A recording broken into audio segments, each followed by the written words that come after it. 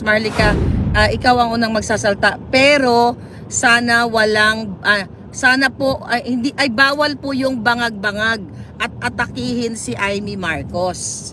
Yan ang sinabi mo, jutang ginina ka. Okay? Ano ko lang, i-recap ko lang dahil baka may makalimutan akong information. Sabi niya, Miss Marlica, ikaw ang unang magsalita pero hindi pwedeng atakihin si Amy at hindi pwede yung bangag-bangag kasi birthday ni Inday Sara. At saka yung sinabi nilang pinatayan si Attorney Roque at saka si Maharlika para sinabotage, yung babaeng yun na sinasabi binabash ninyo, si Cha. Yan yung babae na tumulong kay Attorney Roque nung pagdating niya dito. Yan, isa siya sa mga taong tinulungan si Attorney Roque pagdating niya dito. Totoo yan. Ito yung totoo. That's why I find it offensive na ginawaan niya sa babaeng ganyan na it was supposed to be already over. Because before it was aired in public, kinausap yan si Cha ni Attorney Roque in a meeting. And then doon, gikasabaan na siya dito and everything, ganito. Because this is reality. Para wag natin i-put into somebody's effort. We are just mere volunteers. Honestly. Bakit? Bakit ganun? Gikasabaan siya, giwasawasahan siya, istorya dito, ganito, ganyan. Tapos kayo, gipublic pa. Can you imagine the effect of that sa family, anong bayhana? Because, we are all volunteers doon. Talaga. Actually, it was just a collaborative effort. Ang nangyari kasi, baka, alam nyo, hindi naman ako lang assessment ko to because I was really trying to hear all of the sides because na-shock na lang ako na, mayroon na palang ganito, ganyan, ano na bang issue ganito because as much as possible, it's very, very, very petty. If I was a foreigner, malaman ko na ano bang problema, anong gikalagutan niya. It was all issues lang talaga.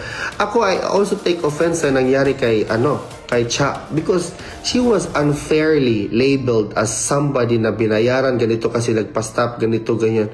That person helped you when nobody else would have wanted to help you. Since the very beginning, it was just so easy to demonize her like that. It's just so uncanny, uncalled for talaga. Doon ako sa kanya, naawa ako ba? This is just my personal opinion. Naawa talaga ako sa kanya. Because yung mukha niya all over the news, ginaganyan-ganyan siya, or alam mo yun, ang tao na volunteer lang naman, hindi yung siguro nagustuhan ang facial expression niya or whatsoever. Perhaps that's the normal expression of the person. That's why I spoke to Attorney Roque and Maharlika about it. Intently, nag-usap talaga kami, sabi ko, ma'am sir, wala talagang opinion, wala talagang effort to sabotage or whatnot. Because tayo lang dito, magkampi-kampi dapat tayo. Why do we need to point out somebody na, ganyan, pinapatayan or whatnot, ganito, ganyan. I just hope and wish that we can move forward and let this issue die down. Huwag nating ipaulit-ulit. So ikaw, Chipmunk, okay? Sabi kasi sino magtawag sa kanya, si Chipmunk, huwag kang umarte na pag-aari nyo yung Netherlands. Okay? Anyway, hindi ka pa naman citizen, di ba? Estudyante ka lang dito. Hindi ko naman minamaliit. Huwag nyo aangkinin ang bansang hindi inyo. Okay? Okay. Para klaro na to, last ko na magsasalita about dito. Kasi, Chipanga. Ang laban na ito, Team Alpot versus Family. Dapat ito yung title Team Alpot versus Family. You know what I mean? Kasi mga kababayan, inaatake nila si Spoke Sari Roque. Okay? Dahil dito sa kanilang na-expose kasi yung kanilang kabaliwan, okay? Yung kanilang kasamaang pag-uugali sa pagkakat sa amin. Ikaw, Chipmunk, huwag ka magpanggap na ikaw ay para sa bayan o para sa Duterte. Dong, Mr. Chipmunk, okay? Kumain ka, marami ka pang sakong asin dapat. kasi mapait eh, as in, ay maalat ka eh. Ang kakainin mo para mapantayan mo ang nakikipaglaban sa bayan. Huwag kang mang-ookray. 'Di ba? Hindi na dapat kita papatulan. Pero I think dapat na malaman ng taong bayan na mga sumusuporta kay Pangulong Duterte at mga binastos nyo dito sa Europa. Ito yung tinira namin at marami pa ako nare-receive na email. Wala kayong galang sa mga nakakatanda sa inyo. Akala nyo kung sino kayo dahil nabigyan kayo ng chance na maraming followers and everything. Dahil kay PRRD, hindi kayo naghirap. Okay? Wala kayong pinaghirapan, tandaan nyo yan. Na dahil kayo ay nauna dito sa dahig. It just so happened na dito kayo nakatira. Sorry nagising ko kayo, folks. Okay. Anyway, nakakagigil kasi yung inyong mga eksena. Niloloko nyo yung tao. Okay, para sa kaalaman ng lahat, Chipmunk, aminin mo kung sino ang may utos sa'yo. Ganito po kasi mga kababayan ang katotohanan dyan. May mga nagsisend kasi sa akin ng mga clips. Actually, wala akong time panoorin. At yung mga mahabang litanya. Pero may gusto lang akong liwanagin. Okay, ito po ang totoong storya. So, nung dumating ako sa Dahig, the next day, ay pumunta yan si Chipmunk sa bahay ni Spokes. Kasi si Spokes, Harry Roque kasi, na-advisean ko nga, nainis nga ako. Dahil sobrang bait siya sa mga tao, sa mga kababayan, very open, lahat ini-entertain niya. Kami na nga nagsasabi, Spokes, dapat hindi ka nag-entertain ng mga tao dito basta-basta sa bahay mo. Kasi hindi natin alam, gusto kang gurgurin ng mga bangag. 'Di ba? Gusto kang dukutin. Ako, pumunta ako dito to show support sa mga Duterte at kay Spokes Harry Roque dahil nakita ko itong taong ito na kinakanti ninyo na hindi niya deserve yung ginagawa ninyong pambababoy, pangbabastos. Sabi ko kay Spokes, spokesperson ka ni PRRD. Former congressman ka. Matalino kang abogado, hindi ka dapat Spokes nagpapaapekto or hindi naman siya naapektuhan actually. Nagpapatol dito sa mga newbie na akala mo pag-aari nila ang dahig. Kayo, mga jutang genimes kayo, okay? Ang jutang genimes na word deserve ninyo. Yan po si Alvin Chipmunk, niloloko kayo.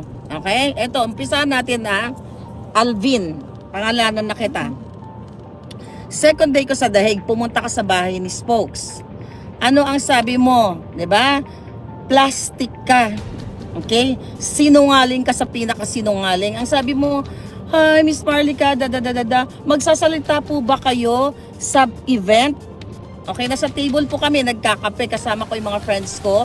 Okay, nandun si Grace, I'm not sure, doon yung, I'm not sure kung nandoon siya, basta kami. Okay, hindi ko na lang may mention and I'm not sure kasi kung nandoon siya or what. Dahil marami kasing labas-pasok sa bahay ni Spokes. Ang sabi mo sa akin, Chipmunk, okay, Miss Marlica, magsasalita ka ba? Ang sabi ko sa'yo, ako okay lang ako kahit magsalita ako o hindi. So, nung sinabi niya yun sa akin, ang understanding ko is hindi ako included sa program. 'Di ba? Hindi ka naman tanga, no? Para hindi mo malaman. I'm not that stupid like you, mga chipmunks. Di sabi ko, dahil unang-una hindi ko to event. Hindi naman ako pumunta dito para magbida-bidahan. I'm here for the Dutertes, for the Filipino people, and for Attorney Harry Roque. Then, sabi niya, sige, ilagay na lang, sabi niya ganon. Ay, hindi, sabi niya pala, una po kayong magsasalita. Okay, may text siya sa akin. Teka, babasahin ko lang Saan ba siya nag-text sa akin? Facebook Kaya lang nakalib tayo sa sa YouTube. So, hindi ko mas makuha yung mensahe. Ang sabi mo sa akin, Chipmunk, sige, Miss Marlica, mauna kang magsalita. Nagluluto po si Spokes Harry Roque sa kitchen niya during that time na pumunta siya. Kasi si Spokes very busy. So, pinuntahan ko si Spokes. Sabi ko, Spokes, ikaw na unang magsalita sa program. Tapos sabi niya, ikaw na. So parang bakit sinabi ko kay Spokes na siya dapat ang unang magsalita? Ay, sorry, may na-miss akong point. Pasensya na, kulang ako sa tulog pala. Ito pala, babalikan ko yung ano. Sinabi niya na, Miss Marlica, ikaw ang unang magsasalta. Pero, sana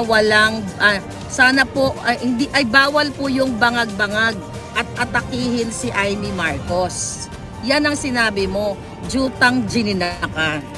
Okay? I-recap ko lang dahil baka may makalimutan akong information. Sabi niya, Miss Marlica, ikaw ang unang magsalita pero hindi pwedeng atakihin si Amy at hindi pwede yung bangag-bangag kasi birthday ni Inday Sara. Okay, fine. Hindi ako nag-react. Pero in my heart, sabi ko, may nagko-control, may kumukumpas. Pero never ever kong sinabi kay Spokes, Harry Roque, yung sinabi ni Chipmunk sa akin. Kasi hindi naman ako gumagawa ng eksena. Kaya nung nasa kitchen si Spokes, sabi ko, Spokes, ikaw na ang unang magsalita. Bakit ko sinasabi kay Spokes na siya ang unang magsalita? Kasi pakikinggan ko yung speech ni Spokes na kung siya ay maglitanya ng bangag-bangag or against sa mga bangag, I will follow. 'Di ba? Aba, magsasalita din ako. Bakit si Spokes nagsasalita? Yun po yung totoong kwento. O, eto na. Then, I think kinabukasan na ba yung event ni birthday ni Inday? 'Di ba? Kinabukasan na. So, nag-event na. Eto na nga. Nag-event na mga kababayan. So, may mga nagsalita bago sa akin kasi hindi kami on time dumating. Nung nagsalita na ako sa stage, okay? Kung pansinin ninyo, balikan nyo po ang speech ko, napakasimple. Greetings at pasasalamat sa taong bayan. Walang rant ng about bangag-bangag, about kay Amy Marcos, dahil nagpakita po tayo ng respeto sa birthday celebrant. At una, nagpakita tayo ng respeto sa mga organizers dahil hindi ko po event yon. So naintindihan ko, kailangan ko sumunod sa rules. Okay. So wala nang issue yun sa akin. Nagsalita na ako, pasalamat, hanggang sa si Spokes, Harry Roque na ang nagsalita. Okay. Nung nagsalita, bago magsalita si Spokes Harry, sabi niya sa akin, halika Marlica, magbabangag-bangag tayo.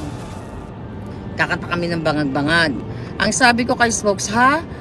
Kahit i-review niyo po yung video, ha? Sabi ko, wag na Spokes. Pero hindi alam ni Spokes Roque na sinabihan ako ni Chipmunk na hindi pwedeng kalabanin ang mga Marcos at hindi pwedeng magbangag-bangag. Ganun po ako magbigay ng respeto sa event na hindi ko event. Sabi nga ni Spokes sa akin, ha? Sabi niya parang nagtataka si Harry Roque, si Spokes Harry, bakit ayaw kong samahan sa stage para magbangag-bangag? O kumanta ng bangag-bangag, ngiwi-ngiwi. Hindi ka na, ngayon ka pa ba parang sabi nga ni Spokes, ano ka ba nilalagnat? Bakit ayaw mong sumayaw dun sa stage? So syempre, sinabayan ko si Spokes. Yun na nga po yun, mga kababayan, na nagbangag-bangag kami. Kita nyo, na witness nyo, na itong mga jutang gini ng mga newbies na akala mo pag-aari ang dahig, sinupress na kami. Ganyan. So ngayon, pinaami ko nga itong mga, marami kasi alam mo mga kababayan, isang upuan to dapat, pero kung magpa-vlog pa about this, kaya ang ganda-ganda kasi ng view ng Zurich, ini-enjoy ko habang nagrarant ako. Okay, here's the thing. Nung nakita nyo na ito sa video, nakita nyo naman yun kung paano kami i-cut. So premeditated po ang pagpawigil sa amin. Kami lang, exclusive kami. Kaming dalawa lang talaga ni Spokes Harry. Bakit kamo? Si Kong Marcoleta nandoon, nagsalita din laban sa mga bangag. Although hindi ko napakinggan yung mga speech nilang lahat, I believe si Baste, lalo na si Baste, talagang inano niya yung mga Marcos. Ayaw niya na sa mga Marcos. 'Di ba? So, hindi ako makapag-react doon sa ibang mga nag-speech kasi hindi ko talaga narinig. Mga kababayan, yan po ang katotohanan. Okay?